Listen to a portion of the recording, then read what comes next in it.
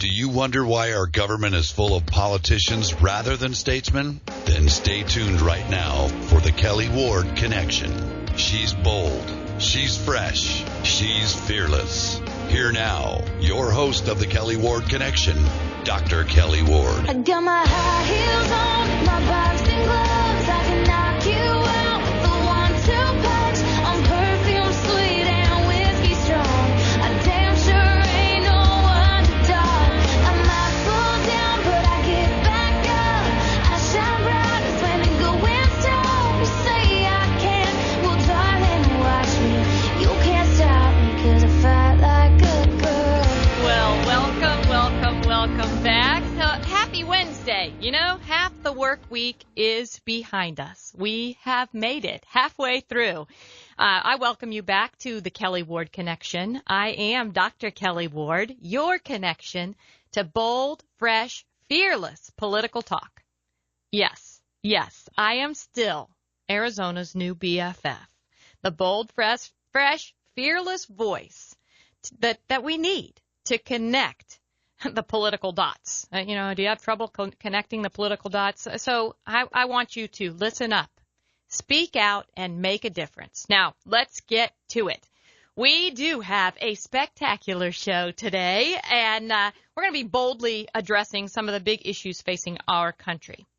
In the second segment, we're going to be joined by Dr. Nayla Rush from the Center for Immigration Studies in D.C. If you want to look that up, it's cis.org. You can find out a little bit more about Center for Immigration Studies if you don't know much about it. And we're going to be talking about refugees from the Middle East, refugees from Central America, and their effect on Arizona, on the United States. It's going to be a great segment. I hope you'll call in if you have concerns. Our number is 602-277-KFNX. That's 602-277-5369. And a little bit later, we're going to talk to Mathew Landen. He's going to be joining us to discuss some real concerns that I have, real concerns that I'm sure you have with the Clinton Foundation and what they've been doing, how they've been manipulating children's health, if you can believe that. Now, Hillary Clinton has the gall to call 25%, at least, of the electorate a basket of deplorables. I can tell you that using children for a political agenda, I'd call that deplorable myself. Now, I did see a tweet yesterday from Charlie Kirk of Turning Point USA. And if you haven't heard of Turning Point USA, it's a great organization that is influencing young people to a small government way of life. They have a lot of great slogans. Taxation is theft. Socialism sucks. I tend to agree with that. And Charlie Kirk, he's a young guy himself. He was wondering via Twitter why nobody is talking about the Clinton Foundation, why that's kind of just left out in the media. I wonder it too. But guess what? We here on the Kelli Ward Connection are going to be discussing it today. Connecting the dots on the Kelli Ward Connection.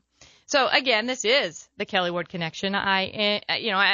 The most important part of this show is you, making sure that you have an outlet for the things that are bothering you so that you don't have to throw a shoe at the television whenever you're mad because someone on Fox News or MSNBC or CNN says something that just is so atrocious you have to throw your shoe. You can call in right here, 602-277-KFNX,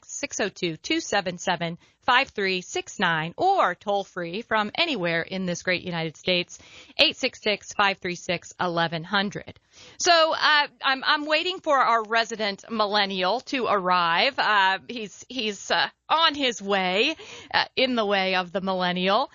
That's Wes Alexander, and we are going to be taking a couple of minutes to talk about the VP debate. Now, I'll talk to you about it. I tuned in last night. I'm not sure how many of you did. I did a Twitter poll and asked the people who were following me via Twitter how many were going to tune in, and about 73% said they were. Got a lot of interesting responses as to those that weren't. You could check that out at Kelli Ward AZ, Kelli with an I, because I am your bold, fresh, fearless connection to two great political talk. And I had a lot of interaction during the debate with people on both sides of the aisle. So, I'm wondering what your overall impression of the debate was. I think if I were not live tweeting it, I might have tuned out. So I'm glad that I was stuck watching it so that I really got the benefit of seeing it. It looks like we do have a caller, so I will go ahead and take Kevin in Phoenix. Hi, Kevin. Voted for you. Thank you. I appreciate that very much. I hear it every day. I don't know who voted for the other guy. Well, out with the old, in with the new. That's our motto. That's right. That's right. Well, if we want to change Washington, we certainly need to change the people that we send there. Now, in Arizona, we don't have much of a choice. The people who are trying to go are going back. We aren't going to get too many new faces, other than I think we're going to get Andy Biggs into the House, and so I think that'll be very good for Arizona. So what did you think about the VP debate? Well, I thought Pence won. Yes. There's no doubt. He has much more substance. He wasn't sitting on the stage like the other guy, being a bully and a complete bozo. I agree. And I don't want to call names or anything, but that's what their campaign's resorting to. So, fight fire with fire. We've had McCain. We've had Romney. They both went soft. They both lost. I'm really sad that Trump went soft the first debate. Yeah. I hope he gets on stage these next two debates and claws her eyes out. I agree. I mean, there are so many things that he could attack Hillary Clinton on in terms of her policies, not in terms of her persona. Now, her persona is not my cup of tea, but in terms of the things that she's pushed on the American people for decade after decade after decade, there are so many things. And he just needs to be prepared that when she brings up the poor quality of inner city schools, that he's going to go straight to the reason why we need school choice for everyone, not just for the political elite, not just for the rich. He's got to be able to fire those things back quickly, and not in the way that Kane did last night, where Kane had these prescriptive talking points that they were trying to feed to the media, who wants little sound bites that they can play over and over and over again. So I think Trump will see a different Trump in this next debate. That's going to be on the 9th, I believe. And we've got, when Kane was going and saying about bringing scriptures out about and Maya Angelou when Clinton or Hillary Rodham Clinton brought out the Maya Angelou quote that when people tell you who they are the first time, believe them. Yes. Pence should have went right back at him and said, have you been listening to Hillary? Right. Yes. Well, when she tells us who she is, time believe her. Yes. Well, a few things struck me about Kane. I think that, the NBC talking heads at the end tried to say that Kane was aggressive. But I think he came across as rude, arrogant, annoying. Some people on my Twitter feed even said creepy. He interrupted Pence more than 70 times. And whenever we had 17 candidates running to be the Republican nominee, I can understand the need to elbow your way in. But when you're sitting at a table in a civilized manner, one-on-one, I think it came off pretty badly. So I'm gonna go to Wes. Kevin, I thank you for calling. I thank you for your support. I'm going to give him a minute to respond because we only got less than 2 before the break. Okay, well, you run again for us. Okay? Thanks, Kevin. I'm thinking about it. All right, bye-bye.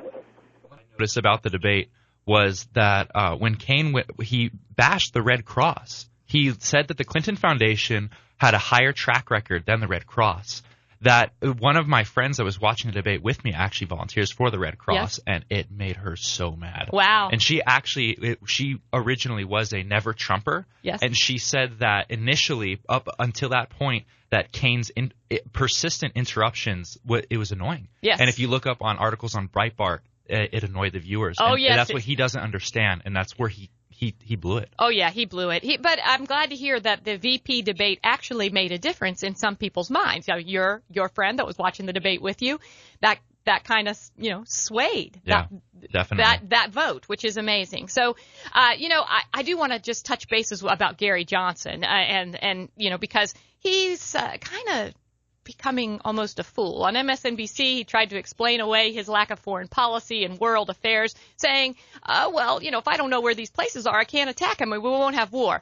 While I know that people are seeking sometimes a different person to vote for, I think that maybe they need to start looking hard at Donald Trump, because we need a strong president who's going to put America first. Now, we are going to take a break in the very near future, so I don't want to start on too many topics, but I want the people out there who are listening to think about those third-party candidates. Hillary and Trump as the major, the main event, but Johnson, Stein, I mean, do you think they have a chance? I think that Stein, she's an honorable woman. Yes. I disagree with her on several things, but she's honorable. I agree. I think she's a great communicator. Yeah, he's not a libertarian. No. Well, we have got to take a break. This is the Kelli Ward Connection. I am Dr. Kelli Ward. Call in now, 602-277-5369. Independent Talk, KFNX. See you soon.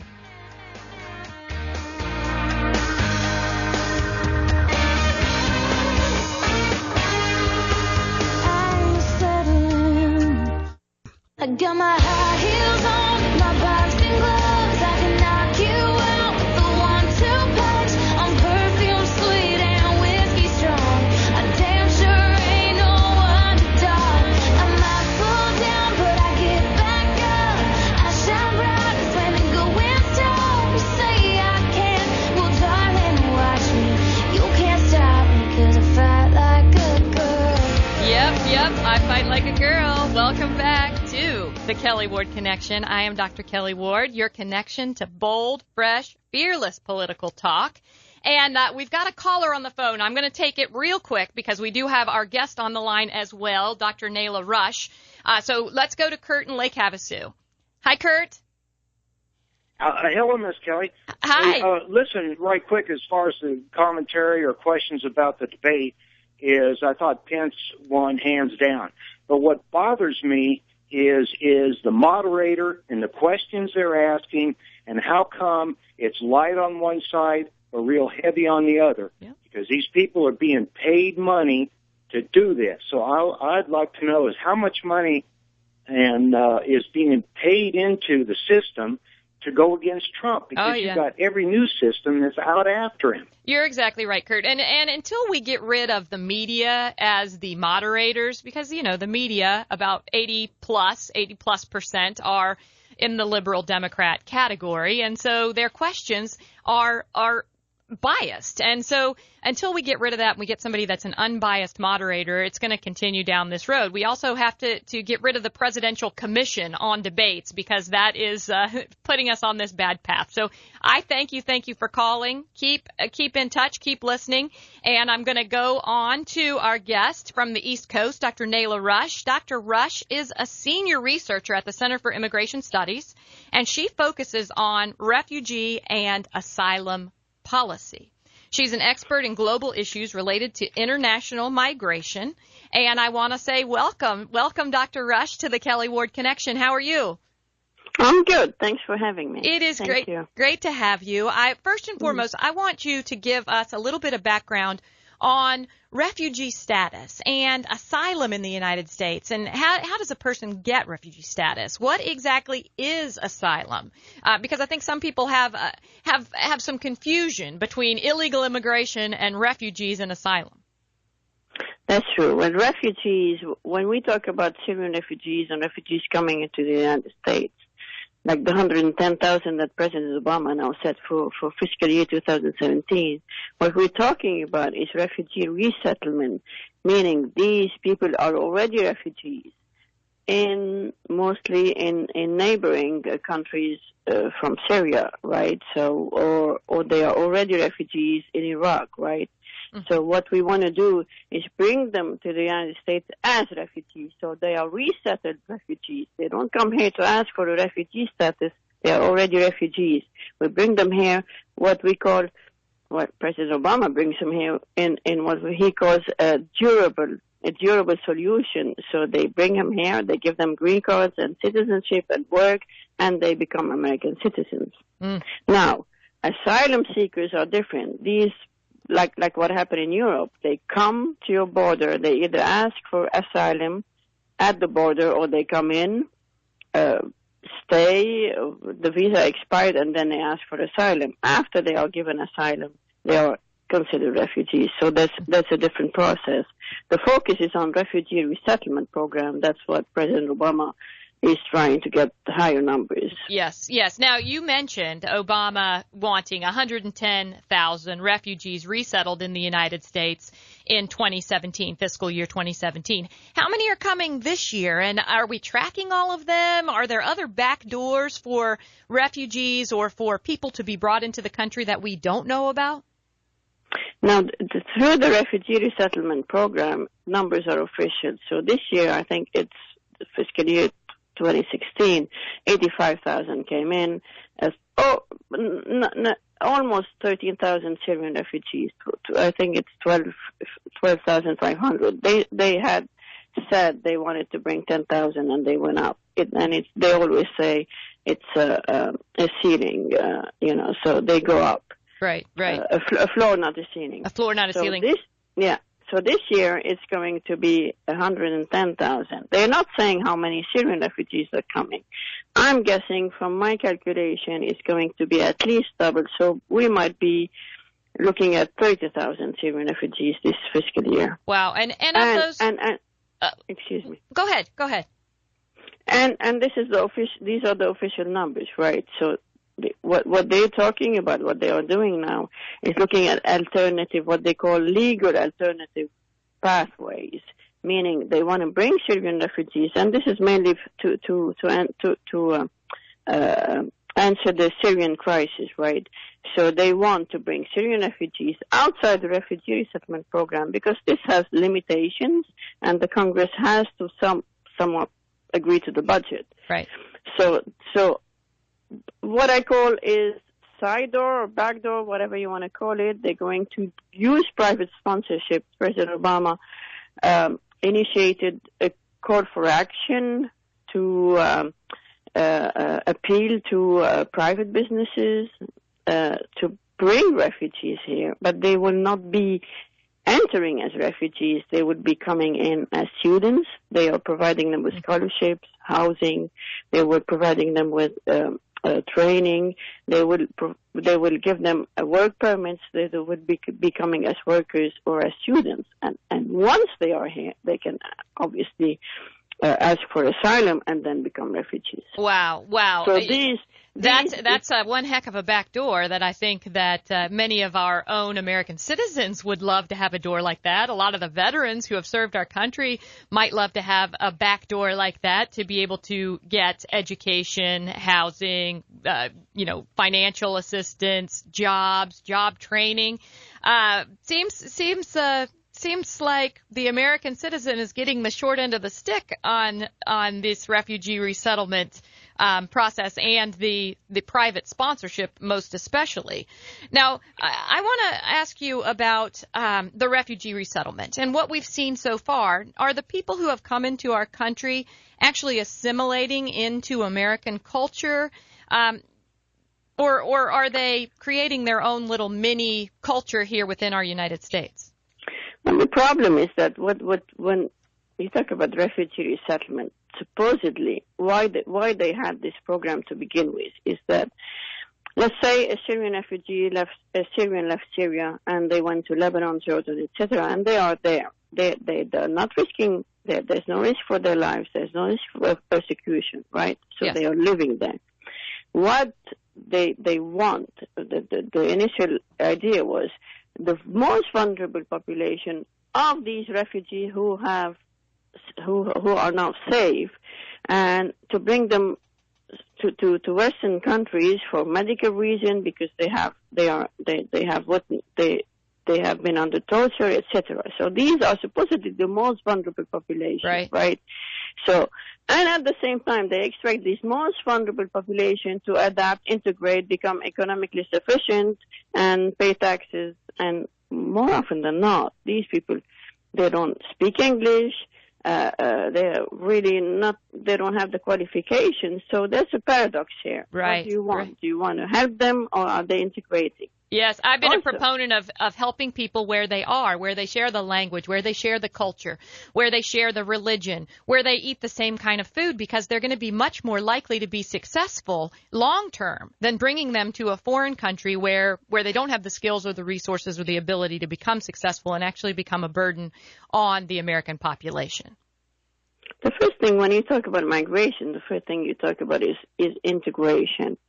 So if integration is practically impossible, it's really unfair for the migrant because they have hopes. They think they can do it, but Yes. once here, it's really a tough. I mean, I've heard refugees say they've never heard about taxes. They don't know about what's a computer. Right. And yes, they do receive help, but how much help can you give? Exactly right. So- Exactly right. And then we've got the other issue that is gigantically big, which is the unaccompanied minors coming to the United States, and in particular into Arizona. But we are just out of time, Dr. Rush. I thank you so much for being a part of this. So much amazing and troubling information. Find out more at My pleasure. CIS.org. Coming up next, we're going to talk the Clinton Foundation. This is the Kelli Ward Connection. Stay tuned.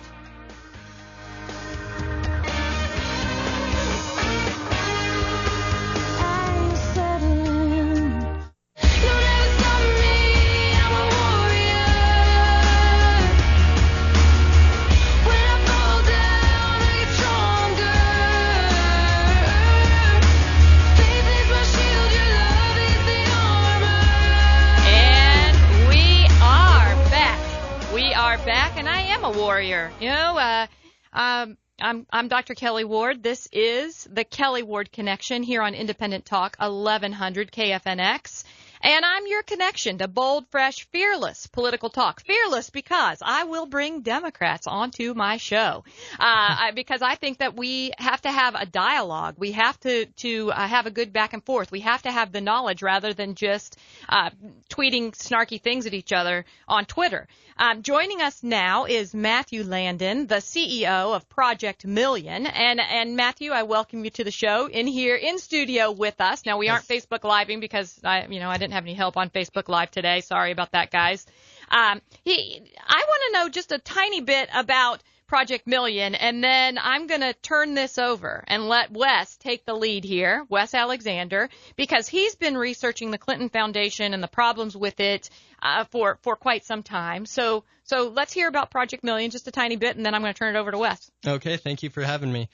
Yeah, so Project Million is a company that creates health curriculum, and so it's something I've been doing for the last 5 or 6 years.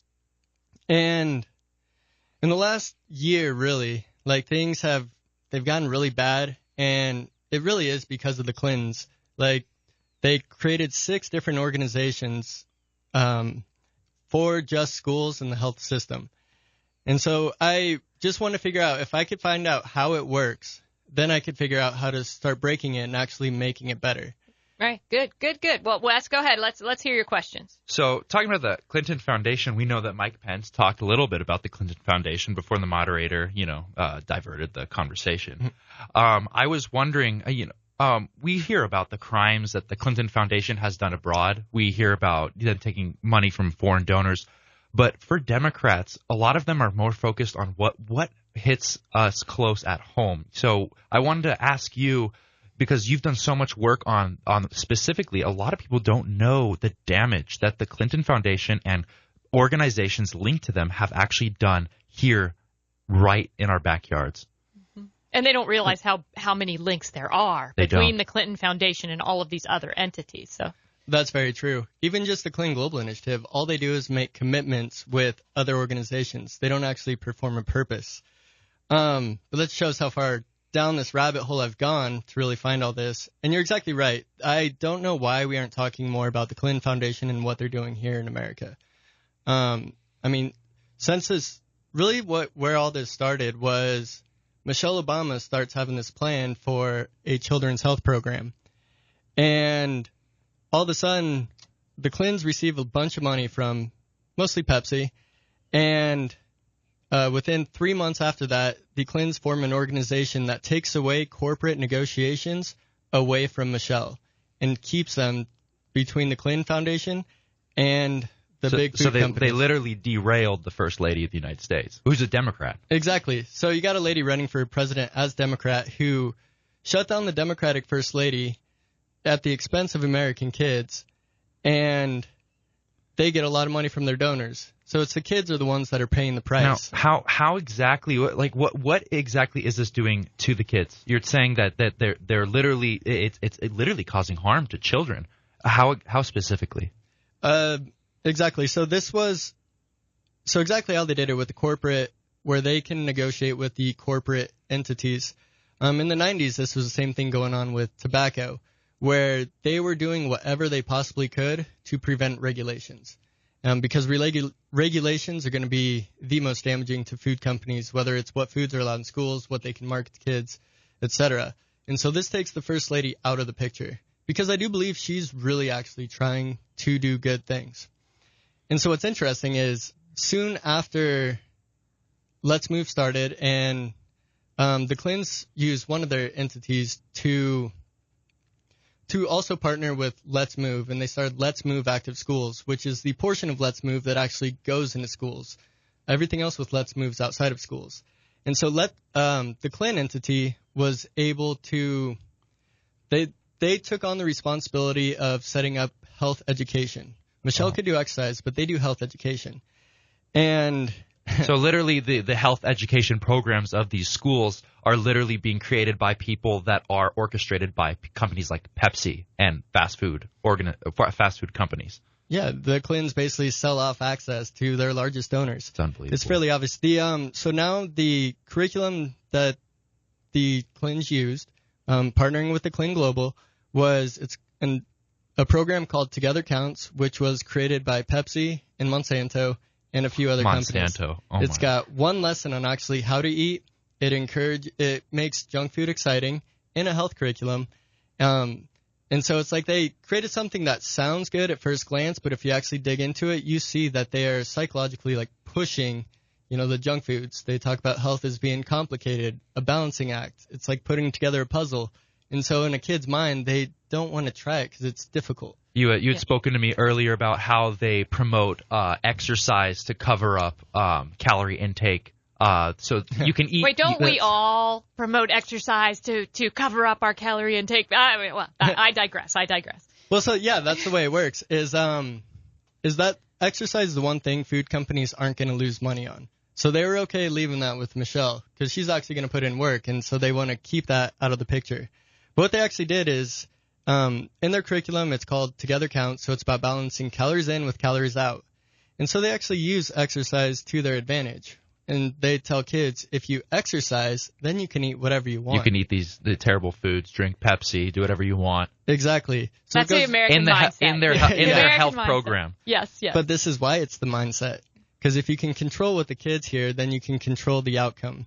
And so the Clintons literally are controlling which companies are going to be successful later down the road.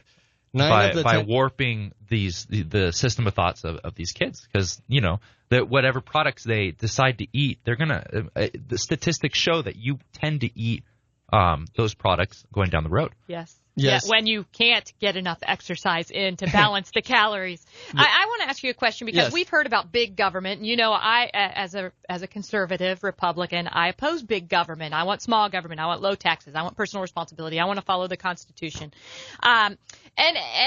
But I want you to just touch a little bit more on big food. You talked about big tobacco. Now big food. American food is big. We supersize everything. Supersize this, supersize that. But Matt, what do you mean by big food, and why is it a problem politically for us and a problem for our kids? Okay, that's also a complicated answer. Well, the biggest problem just with this conversation is big food's got a lot of money. Yes. And so with the way government works right now, they can make rules the way they want them to be made. So one of the things along with that money, and just I'll touch on it really quick, is in front of me I have the 10-year annual report. So it's a 10-year anniversary report that the Clintons put out on their work in schools. And on the very first page is a nice picture of Bill Clinton. And then on the next page, they talk about some of the things that they have accomplished. And so one is we reduced beverage calories shipped to schools by 90%. And the second one is we produced unprecedented improvements with McDonald's.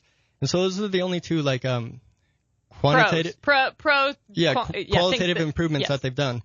And so they spend $1 million a year having universities and whatnot study them. And these two studies actually came from friends of Bill Clinton.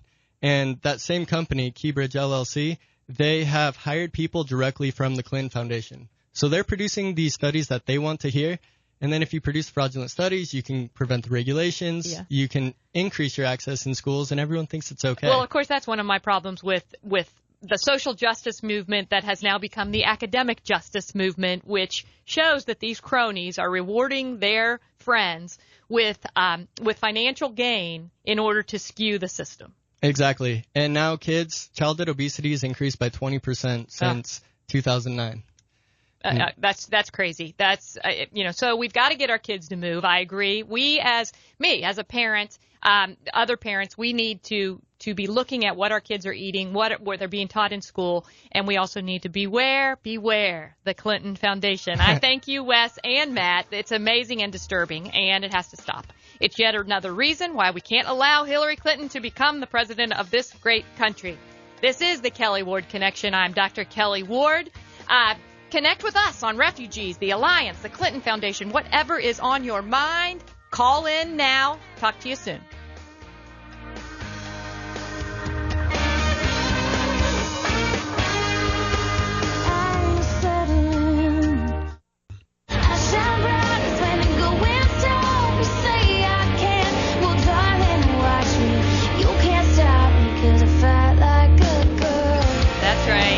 Watch me. You can't stop me because I fight like a girl. Welcome back to the final segment of the Kelli Ward Connection. I am Dr. Kelli Ward, your connection to bold, fresh, fearless political talk.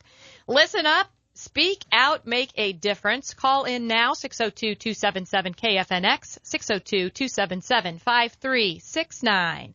We want to connect with you. So now, there's so much going on in the political world right now. So much. Just this week, Bill Clinton admitted that Obamacare is a crazy system. He said it was a crazy system. It punishes the young, it punishes the healthy, it punishes the working middle class. Now, he didn't mention a lot of the other things that I know are wrong with Obamacare, problems with Obamacare, because we all know we need a full repeal. Obamacare is the biggest takeover of the health care liberty and freedom in this country that we will ever see in our lifetime.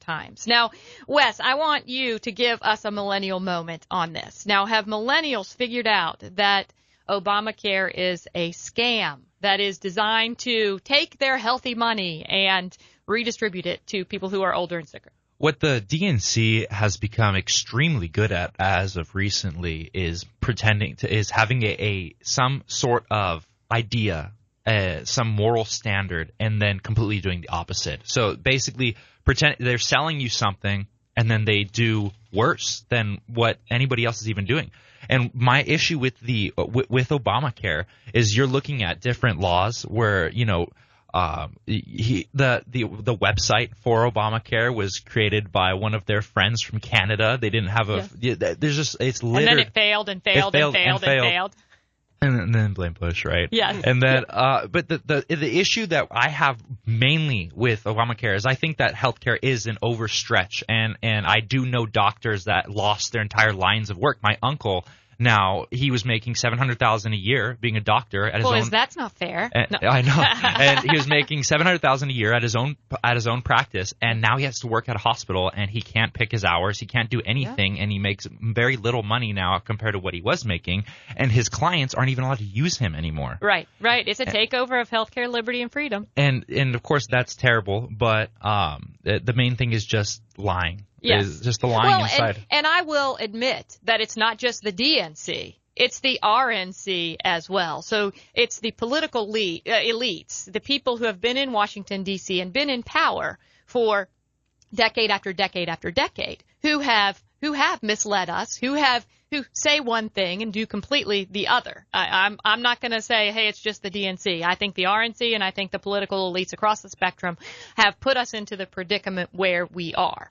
Now, you want to add something? Matt's still here with us, so I'm gonna give him a chance to chime in. I'm 26. My deductible is just under $7,000 if I were to actually go into the hospital. Wow, yeah, they need that $7,000 from you, young, healthy guy, to give to the people that are sick. Yeah, I don't want to go to the hospital anyways. That's exactly. Neither do I. And it's unaffordable for people who are working class people. If you are in extreme poverty and you are in the Medicaid type population, you are pretty well taken care of, especially here in Arizona. The Arizona Healthcare Cost Containment System, ACCESS, does a pretty good job of taking care of the poor and the vulnerable in our safety net. It's the people who work hard for a living who are being dropped without a safety net, and we've got to repeal it. That's I think we've got to get the free market back. We've got to get charitable organizations and charitable people back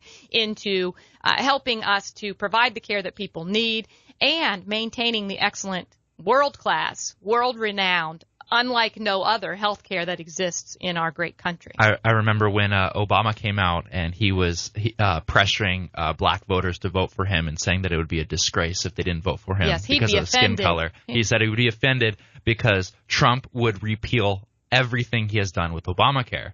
And what I posted on Twitter, I was like, wow, I don't know why Obama's campaigning for Trump right now, because that's the plan. Right. Exactly right. People are not happy with Obamacare. Very, very few people, regardless of party, whether you're a Republican, a Democrat, a Libertarian, an Independent. It's crony capitalism. Yes, it is. That's why. At its worst. We do have a caller, Bobby in Phoenix. Hi, Bobby. Hello.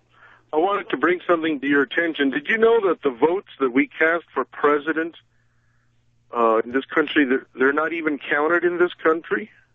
Well, they count them, but the Electoral College is what ultimately counts for the votes. Well, I've heard of this in two different places. Well, the second one was with Michael Savage. He said the votes are counted in Spain. Well, I'm not sure where the votes are going to be counted. Physically. I do know that there is a lot of concern over voter fraud, over manipulation of electronic voting machines. Hillary Clinton already came out saying that, Vladimir Putin's going to rig the general election. If Trump wins, it could be Vladimir Putin. Yes, there were people in my election who also felt that perhaps we know that Arizona was hacked before the election. We don't know by whom, and blame the Russians, right? Blame the Russians, exactly right. So, well, I thank you for calling in, Bobby. We've got to be vigilant. We've got to maintain the integrity of our electoral process, or really all is lost. So, I'm planning to be a watchdog, and I hope you will too.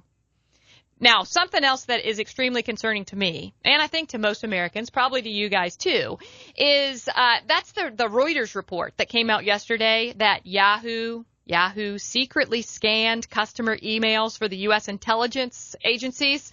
Unbelievable. Well, I wish I could say it was unbelievable, because I do not put anything past. Unfortunately, it's very believable. That's right. I talked with Matt earlier today, and he was saying, it's sad that how accustomed we are getting to corruption. Yes. Well, it violates our constitutional rights. It violates left and right. The story is that Yahoo last year secretly built a custom software program to search all, not some, not the ones that they got a warrant for, all incoming emails for their customers for specific information provided by the U.S. intelligence officials. So they were asking for certain information, and then Yahoo wrote a program and then gave it to them. And so I'm pretty appalled by that. They complied with a classified U.S. government demand. And so let that sink in. A classified U.S. government demand of a private company. And they scanned hundreds of millions of Yahoo email accounts after the NSA or the FBI. We don't know really which, because of the convoluted way they asked for the information. They demanded it. I just have to say, wow. So I'm glad I don't have a Yahoo account. Oh, me too. But I have a Google. Their stock's plummeting. I have a Google, but Google and Microsoft both said that they weren't doing that. Google was asked. They said if they were asked, they would say no way. Microsoft said that they never secretly scanned emails like Yahoo was accused of doing or pointed out as doing in the Reuters. So I don't know. Now, did you see Snowden, the movie Snowden? I haven't yet. No, well, we saw it. I'm going to, though. You should see it. We saw it last week. It is quite a story. Oliver Stone makes it seem as though many of the programs that are being used by the NSA and by the government were actually created by Edward Snowden. Now, the media and the political spin has been that he was a low-level nobody in the NSA, and he took all of this. And so I wonder. So, I think Yahoo was put in a terrible position. They either were forced to comply with an unconstitutional government demand and violate the privacy of their users, or face the wrath of that same unrestrained federal government. So, they issued a statement today that they didn't quite deny that they did it, but they want everybody to think that they didn't do it. I'm not so sure. I think, I know that bulk data collection is unconstitutional. Definitely it is a violation of Americans' right to privacy. We got to stop it. That's right. It's a slippery slope, and we're going deeper and deeper and deeper into it. You're exactly right. I'm a staunch supporter of the Fourth Amendment, the entire Constitution, the Bill of Rights, and I always will be. Now, we have to think, is privacy as we know it gone? Has it completely disappeared from the earth?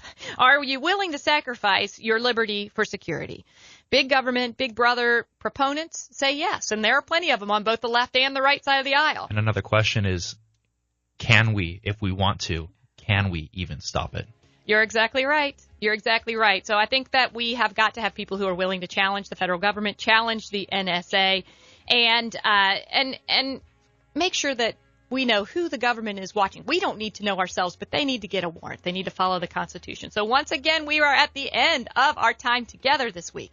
I want you to come back next week. Next week, we have a great show. We're going to have author Tom Rompel, who wrote Citizen Warrior, talking about fiction and reality regarding terror and our border. And we are also going to have a brave Border Patrol agent who's joining us by phone on the condition of anonymity to talk about what he is seeing real time down at our border. So October 19th, we're going to talk about the marijuana legalization proposition 205, pro and con, and I hope you won't miss it.